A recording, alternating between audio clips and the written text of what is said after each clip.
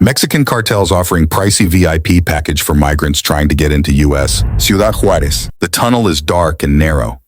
Toxic gases rise up from the dank water. Insects scurry along the sides. Rattlesnakes wait, coiled.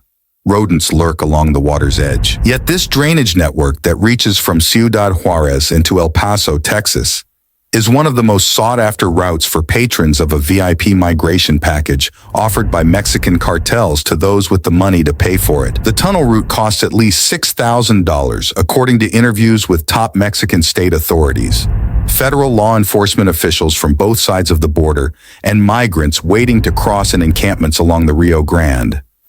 Ricardo, a migrant smuggler, said he is charged as much as $15,000. Everything in this underground world functions by a code the cartels give their VIP customers, often delivered by cell phone, that identifies which cartel travel agency a migrant is working with so that everyone from local police to rival criminal syndicates knows not to harass them. Investigation, hacked data reveals which U.S. gun sellers are behind Mexican cartel violence. Heightened U.S. security along the 2,000-mile border with Mexico and fewer legal pathways to come north have been an economic boon for Mexican criminal organizations.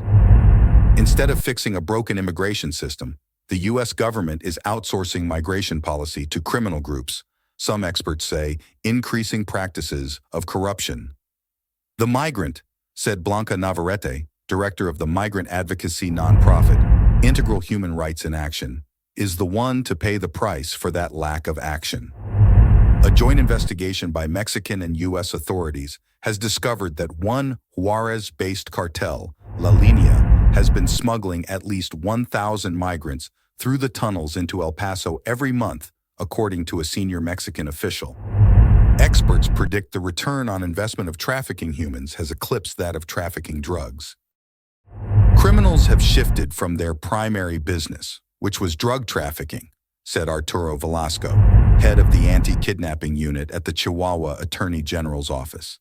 Now 60 to 70% of their focus is migrant smuggling. A kilo of cocaine might bring in $1,500, but the risk is very high. The cost-benefit of trafficking a person is $10,000, $12,000, $15,000. Velasco says he has seen the pressure, and with it, opportunity, grow in the past 2 years, after economies around the world gutted by the COVID-19 pandemic led people to migrate in search of work.